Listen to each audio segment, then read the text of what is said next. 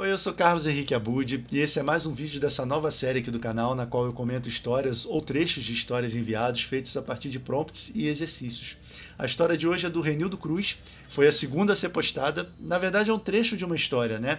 E isso vai ser interessante porque vai ser uma dinâmica diferente do vídeo anterior, onde a gente pôde ter uma noção mais completa da estrutura do conto, né? O foco aqui hoje vai ser meio que nas possibilidades de desenvolvimento da história e em possíveis direções para as quais o autor pode levá-la, né? Então esse aqui é o trecho enviado pelo Renildo, ele postou nos comentários do vídeo onde eu apresentei, né, o projeto, e ele não enviou nenhum comentário adicional, né, falando sobre a história ou sobre o processo de criação. Então a gente vai diretamente para o texto. Então, como eu fiz no vídeo anterior, eu vou fazendo a leitura e parando de vez em quando para comentar o que eu achar pertinente, né? E o trecho começa assim: Cidade Olho do Céu. Nesse dia, nuvens escuras encobriam toda a região. Ventos frios soavam como o cavaleiro da morte, sem pressa. As ruas encharcadas mostravam seu abandono. No entanto, nesse ambiente assombroso, sons de chute, gritos de dor e risadas demoníacas se juntavam ao vento sombrio. Ha, ha, ha, ha, ha. Vamos chegar mais, esse desgraçado merece. Isso é para você saber o que você é. Jovens abusavam de outro pequeno garoto, Tiffen. Os três, bem vestidos e com uma saúde ótima, maltratavam outro que, em comparação, era nada mais que um mendigo. Roupas rasgadas e sujas, rosto cheio de ferimentos e marcas por todo o corpo. Isso era uma cena comum. No mundo onde o mais forte sempre sairia por cima, o fraco tratado como escória ou servindo de degrau para o alavancar dos outros. Primeiro de tudo, né, um elogio para o nome escolhido para a cidade, né? Cidade Olho do Céu. Eu já falei em alguns vídeos e com um pouco mais de profundidade na nossa série Escreva Comigo, né? No segundo episódio. Eu criei ali alguns lugares para o nosso universo Planos e Fugas e eu tenho tendência a preferir esse tipo de nome, né? Em vez daquele monte de letras aleatórias que a gente tanto vê em histórias de fantasia, né? Como o Reino de Alice Frey, que não soa muito natural para a gente, né? Eu acho que dá para criar uma boa ambientação fantástica com nomes assim, né, como esse escolhido pelo Renildo. Uma das vantagens aqui se dá porque, pelo que eu vejo, o nome abre a história, né? Então, como são palavras reconhecíveis, elas ressoam melhor aos ouvidos do leitor, ou aos olhos, né, no caso. Essas palavras não vão ficar indiferentes, né? Cada um vai, mesmo que inconscientemente, associar alguma coisa a elas, né? Isso é bom. Ah, mas não é para usar nomes que não querem dizer nada, fica errado, fica ruim. Tudo é uma questão de como se faz, né? Eu acho que se existe um contexto, uma lógica para a existência do nome, né? Mesmo que essa lógica só exista dentro do universo ficcional, né, criado pelo autor, funciona, né? Por exemplo, a cidade se chama Osliat porque esse era o nome do fundador dela, né? Ou porque no idioma local isso quer dizer muita chuva. Então, dessa forma, né, o nome fica mais inserido no contexto e o mundo se torna mais palpável, né, mais plausível, melhor dizendo, né? Senão corre o risco do seu universo ficcional soar genérico demais para o leitor, né, que não está familiarizado com ele. Bom, voltando para a história, o autor escolheu iniciar, né, esse trecho que ele enviou para a gente com a ambientação, né? Isso é arriscado, né, se durar demais, o que não é o caso aqui. Esse é um início clássico, né, uma estrutura que a gente encontra em várias histórias. É como se houvesse uma câmera focalizando o céu, né, depois as ruas com a atmosfera, e então ele fecha a ação dos personagens exatamente aqui, né, no trecho, nesse ambiente assombroso, sons de chute, gritos de dor e risadas demoníacas se juntavam ao vento sombrio. Eu acho que funcionou bem. E eu daria outro destaque aqui para atenção às características além das visuais, né? Tem autor iniciante que esquece dos sons, das texturas, cheiros e por aí vai. A ambientação não é feita apenas do que pode ser visto. E essa variedade pode gerar boas soluções, como foi aqui. Ele associou o som do vento com os sons produzidos pelos personagens, né? E com isso ele fez a passagem para mostrar os acontecimentos, né? Que foi aqui. Só como detalhe, eu acho que dá para explicar melhor essa ideia aqui, né? O sem pressa, logo após o Cavaleiro da Morte. Porque eu achei que ele ficou meio solto aqui na frase, né? Eu gosto dessa associação com o Cavaleiro da Morte, eu acho que evoca imagens interessantes para o leitor, né? Mas falta amarrar isso melhor, eu acho. Talvez ventos frios soavam como o galope sem pressa do Cavaleiro da Morte. A sugestão que eu tenho agora só para passar a ideia, né? E bom, sobre o Tiffen, né, nós temos alguém obviamente sofrendo uma injustiça, né, que é uma ótima situação para a gente colocar um protagonista no início da história, né? A Alice, a protagonista do nosso primeiro livro, começa por baixo de tudo também, né? E que mais? Eu não disse antes, mas como eu falei no outro vídeo, eu não vou levar em conta aqui nenhum tropeço de gramática, ou ortografia, ou erro de digitação, porque isso acontece com todo mundo que escreve, né? E a gente vai melhorando nisso com o tempo, com bastante leitura, bastante prática, né? Os trabalhos que eu comento aqui na série ainda estão em andamento. Então, depois de 1, 2 tratamentos, revisão, isso tudo se resolve. Aqui eu foco em outras coisas, como a construção das frases, estruturas, as escolhas do autor para contar a história, os recursos, né? E por aí vai, né? Vamos seguir então. Continuaram a chutar Tiffen sem parar. E isso tudo por nada mais que um simples pedaço de pão, espancado e judiado como um animal apenas por querer comer. Isso irá mostrar como nossas posições são diferentes. Eu sou para a glória, você apenas para a desgraça. Espero que entenda isso. Sua vida é insignificante. Depois de seu serviço, o grupo de 3 pessoas foi embora. O jovem no chão se levantou e caminhou para sua casa. O pão esquecido foi deixado para trás, assim como a dignidade do garoto. A seita Lua Crescente é uma das maiores de toda a cidade, possui um grande número de gênios, todos incríveis. Todavia, Tiffen fazia parte dela. E como um lugar apenas para pessoas incríveis, um rapaz aleijado apenas sofria com o brilho dos outros. Sempre tratado como uma pedra no fundo do lago, abandonado. Aqui o Renildo dá um pouco mais de contexto para a gente, né? Tanto sobre o protagonista quanto sobre a ambientação, né? E nós temos a palavra insignificante aqui no diálogo, né? Que faz parte dos prompts iniciais e foi muito bem aproveitada. E a gente descobre que existe claramente aqui uma forte segregação, né? Opressão de classes mais favorecidas contra mais vulneráveis. E ainda bem que isso só existe na ficção, né? E aqui, olha, na parte do pão, eu mudaria um pouquinho. Ou eu cortaria o esquecido e ficaria o pão é deixado para trás, simplesmente. Ou trocaria o é de lugar, se o Renildo quiser manter o esquecido, né? E aí ficaria o pão é esquecido, deixado para trás. Na verdade foi, né? A história está no passado, então o pão foi esquecido, deixado para trás. Depois tem que repassar, né? Corrigindo, deixando tudo no passado. É muito normal a gente se distrair, escrever um pouco no presente, depois voltar. A gente perde essa inconsistência com o tempo mesmo, né? Mas isso é detalhe. Outra coisa que vale a pena mencionar agora é que nós temos um narrador bem marcado na história, né? Que nos conta detalhes sobre esse mundo, coisas que a gente não está vendo. Isso não é necessariamente ruim, é até uma característica muito presente na escrita de vários autores consagrados, né? A questão aqui é que esse recurso pode ajudar ou dificultar a vida do autor, dependendo de como ele é usado. Ou ainda deixar a história melhor ou não tão boa, né? Posto de outra forma. Então é importante ter sempre em mente a intenção do trecho que o narrador assume, né? Tem vezes que a gente entrega a informação para o narrador porque elas não são tão interessantes, ou porque a gente não quer gastar muito espaço na história com elas, por exemplo. E aqui não me parece o caso, né? Quando o narrador fala sobre a seita da Lua Crescente para a gente, que fica logo aqui embaixo, né? Quando ele diz assim, a seita Lua Crescente é uma das maiores de toda a cidade, possui um grande número de gênios, todos incríveis, né? Me parece algo importante e muito interessante, né, dentro da história. E eu acho que esse é até um bom lugar para introduzir esse novo elemento, mas isso poderia ser feito de uma maneira mais integrada à história, né? Vamos pensar um pouquinho aqui.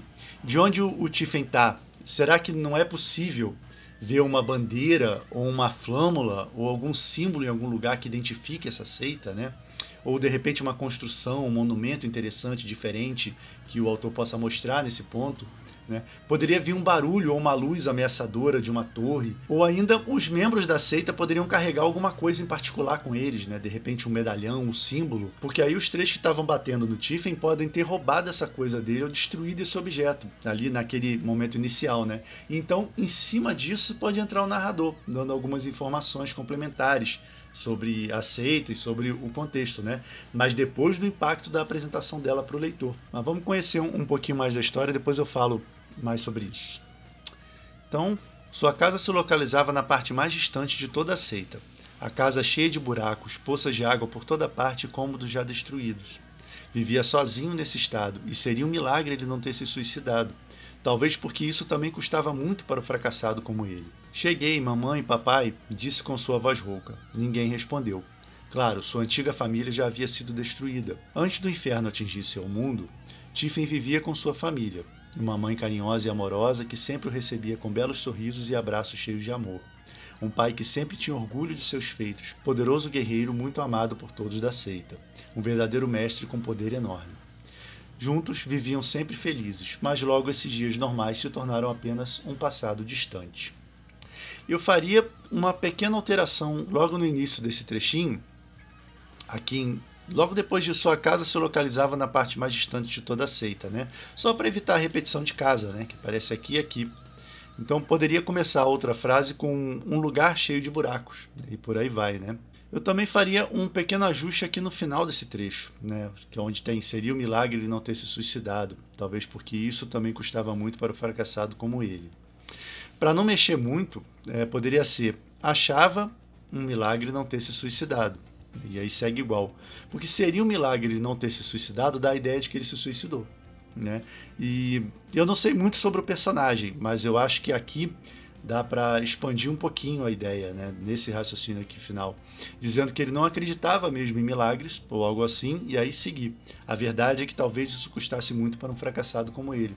De repente seria um ponto aí para aprofundar um pouquinho o que se passa na cabeça do personagem, né? A visão de mundo dele. Talvez valha até a pena o Renildo considerar não escrever tão diretamente, mas dar uma amenizada, como achava um milagre não ter acabado com tudo, ou procurado o próprio fim, por exemplo, né? Sugestões e alterações à parte, né? Essa é uma passagem um pouco mais dark na história, pelo que eu estou vendo, né? E suicídio é um tema delicado, né? Então vale a pena dar um cuidado maior, um carinho aqui, né? E aqui, nesse trecho, né, nesse último trecho que eu li, quando ele fala da família, mais especificamente do pai, a gente tem meio que a resposta do porquê o personagem pertence a essa seita, né, já que ela só aceita pessoas incríveis, né, e o Tiffen não atende aos requisitos, aparentemente. É por conta do pai, né, ou ao menos é o que fica implícito aqui. Interessante. Nós temos então a questão do personagem precisar provar, né, o valor dele em um ambiente em que todos são teoricamente muito superiores a ele. E outra coisa que vai se mostrando na história é que o protagonista possui um passado feliz, né, e luminoso, e no momento ele está no fundo do poço. Isso é um bom contraste e o Renildo pode jogar com isso à vontade, né? Com o tempo o Tiffen pode perceber que a família não era tão perfeita assim, ou alguém ou uma experiência dele o faz enxergar que existem coisas boas na realidade em que ele vive, né? O caminho está aberto, né? Vamos continuar. E tudo começou com uma acusação infundada, que fez com que seu pai, o grande general, fosse acusado por um ancião de assassinar o filho do patriarca. Claro que muitas pessoas foram contra de primeira, mas depois de inúmeras palavras, as pessoas, como uma virada de moeda, se viraram contra o pai de Tiffen. Um dos anciões, amigo de seu pai, Shun, lutou com todas as suas forças contra isso, mas mesmo com seu poder de ancião, não foi possível ir contra. Sem mais nenhuma ajuda, seu pai foi acusado e depois executado. Tudo isso na frente de Tiffen, que naquela época possuía apenas 5 anos. Por causa do impacto de ter seu marido morto, a mãe de Tiffen, em um momento de fragilidade e desgraça, também retirou sua vida. Tiffen presenciou tudo, assistiu toda a sua família ser destruída, apenas por desejos egoístas de uma única pessoa. Ele queria vingança contra o ancião, mas não tinha poder para ir contra. Queria vingança contra si próprio, no entanto não tinha coragem. Medroso e também fraco, sem dúvidas, um fracassado. Aqui eu tenho bastante coisa para falar. A primeira é que talvez funcione melhor se o Renildo for incluindo esse passado dos pais aos poucos na história.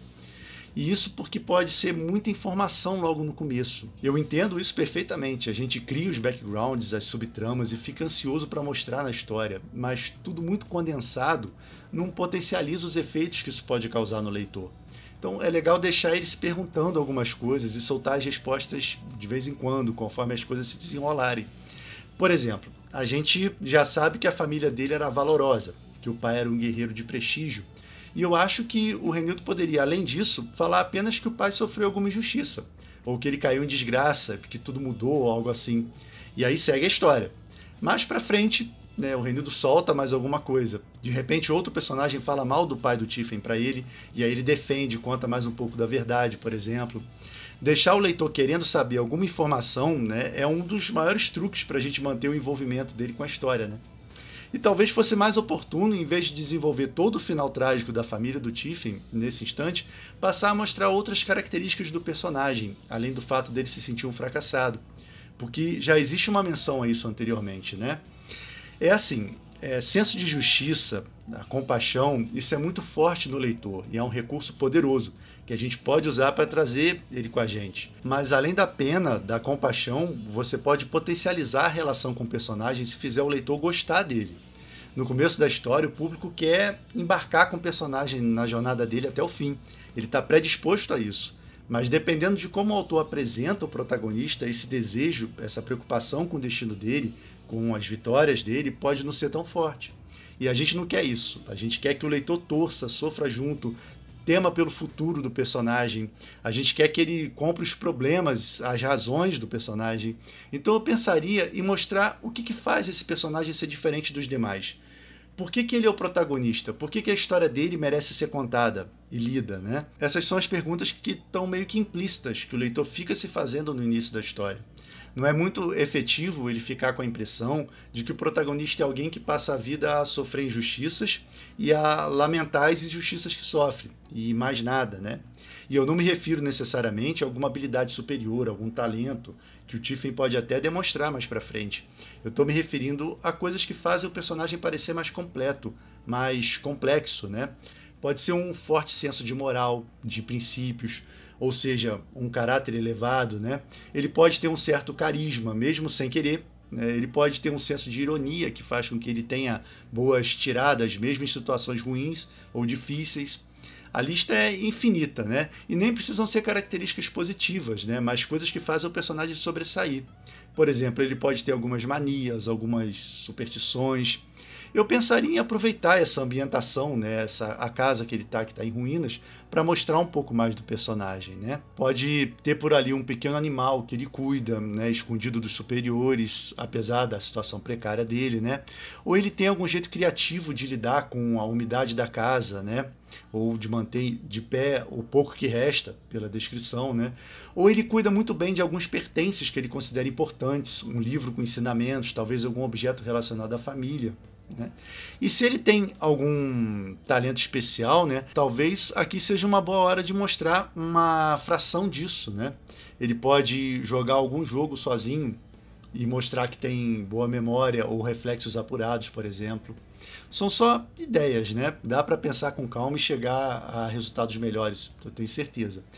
E ele nem precisa deixar de se sentir um fracassado. Essa é uma questão importante. O leitor é que precisa ver nele algum potencial que ele próprio não reconhece. E eu tenho certeza que o Tiffen tem muito mais a oferecer.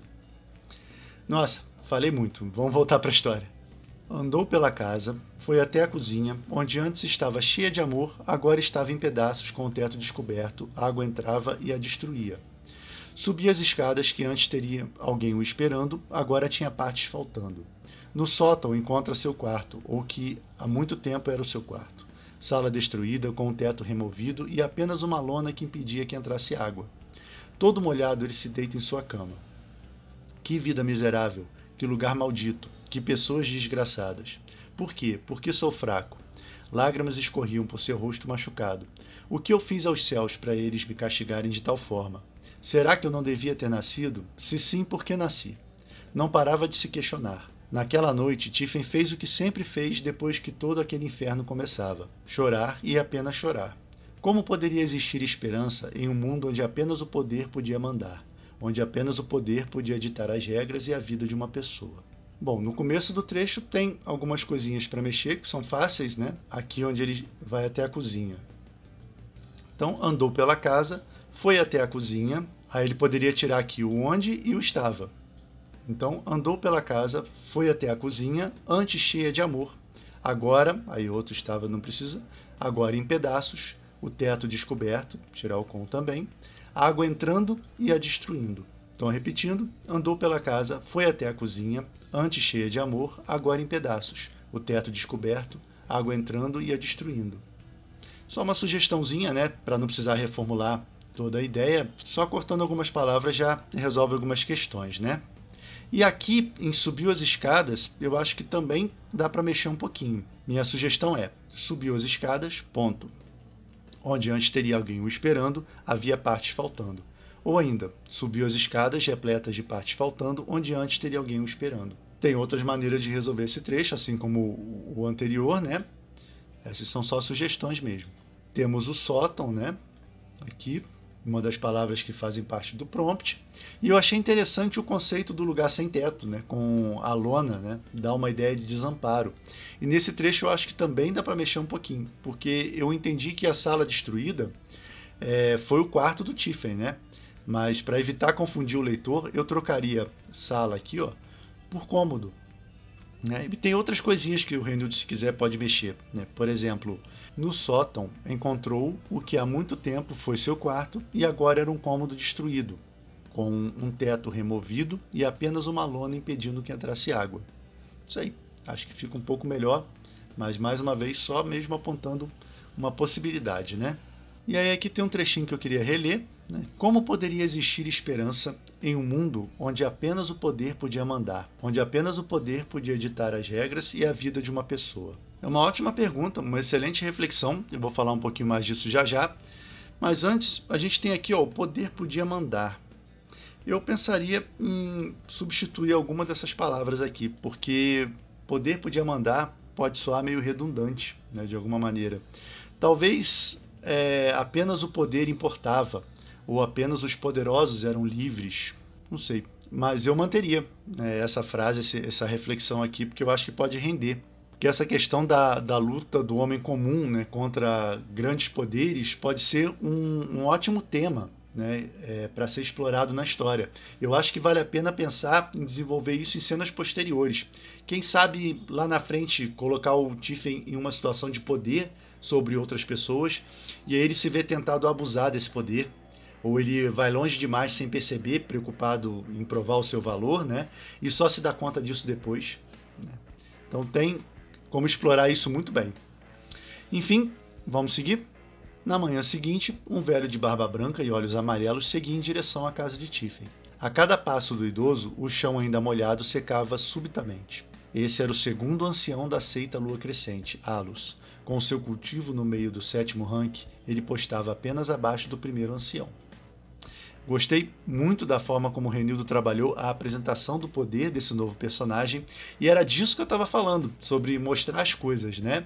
A gente tem ali, a cada passo do idoso, o chão ainda molhado secava subitamente. A gente entende agora, né, que a seita envolve elementos mágicos, né, ou fantásticos de alguma forma, e o leitor consegue visualizar isso muito bem. Também tem como deduzir aqui, né, que essa pessoa vai realizar o chamado aventura para o Tiffen, de repente, né, ou talvez seja o seu mentor. Certamente ele entra em cena para alterar a história significativamente, né? Mas a gente não tem como saber porque o trecho termina aqui, né? E o material que o Reinildo mandou é uma boa apresentação de história, tem elementos bem interessantes, com potencial para envolver o leitor, e eu acho que a história vai ganhar muito se ele espaçar e desenvolver e valorizar mais esses elementos, conforme eu falei durante a leitura, né? A escrita em si é boa, tem clareza, um vocabulário legal, eu só dosaria um pouquinho a presença do narrador, como eu disse antes. Não que isso seja errado, né? Mas porque existem outras formas de introduzir elementos novos na história ou explicar alguma coisa para o leitor, né? Diálogos, coisas presentes no próprio ambiente, ações dos personagens e por aí vai, né? Como aconteceu ali no finzinho, né? Com o personagem secando a água ao andar. Isso deixa a história mais rica e mais interessante, além de dar mais destaque para as coisas que o Reinildo criou, né? Com certeza é mais interessante e impressionante para o leitor um vislumbre de uma torre imponente, de onde pende uma flâmula com o símbolo de uma lua crescente, né? Por exemplo, do que o narrador mencionar a existência da seita, né? Outra coisa que eu queria desenvolver um pouquinho mais agora tem a ver com a elaboração do personagem em si. Eu daria menos ênfase à questão dele se sentir um fracassado, como eu falei, e complementaria o perfil dele com outras características que ainda não apareceram na história. e que podem entrar intercalando com os momentos que já existem, ou mesmo enriquecendo esses momentos, né? Então eu acho que vale a pena o Renildo fazer um exercício e escrever um pouquinho mais sobre o personagem à parte, né? Uma folhinha só, não precisa ser um livro paralelo à história, não. Mas pensar no que ele gosta, no que ele não gosta, ambições, o que ele não quer que as pessoas saibam sobre ele, medos e por aí vai, né? Eu fiz um vídeo que saiu há pouco tempo mostrando a criação de um personagem e apresentando uma ficha de perfil, que é a ficha que eu uso, né? E que contém as coisas que eu acho essenciais ter em mente durante a elaboração de um personagem. Os links para o vídeo e para a ficha, que é um PDF editável, estão aqui embaixo. Voltando ao Tiffen, eu acho que o sentimento dele de se achar um completo fracassado funciona bem como um problema central dele, né? E o problema central de um personagem é basicamente alguma coisa que ele vai melhorar ou modificar até o fim da história. Então isso poderia ser um conflito interno, uma verdade dele no início e que ele vai superar lá na frente, né? De repente, depois de tudo que ele passa ao longo da história, ele percebe que não precisa de vingança, que é o que ele mais deseja nesse trecho inicial, e sim deixar de se ver como um fracassado, né? O que não exclui, é claro, um confronto com as pessoas que cometeram injustiças com ele e com a família dele. Apenas a motivação poderia ser outra. Esse seria um bom arco para ele, eu acho. Isso, é claro, Renildo, se você já não tiver pensado em algumas dessas coisas ou se já não tiver planejado uma direção diferente, né, para a história. Caso contrário, ficam aqui as minhas sugestões para a continuidade dessa história, que me parece bastante promissora, e nem preciso dizer que essa é a minha visão, né, que pode ser diferente da de outros autores e leitores, e que por questões de tempo não tem como falar sobre todos os aspectos e pormenores do texto. Eu abordei o que me pareceu mais pertinente. Renildo, espero que eu tenha ajudado. Fica à vontade para usar o que quiser do que eu falei aqui e também para dar notícias sobre o desenvolvimento da história. Obrigado por ter compartilhado seu trabalho com a gente. E para quem gosta de escrever ou se interessa pelo processo de criação de histórias, não deixe de conferir a nossa série de exercícios de escrita criativa, Planos em Prática, e tem também a nova série aqui do canal onde nós trabalhamos juntos. Era isso para o vídeo de hoje. Abraços e até a próxima.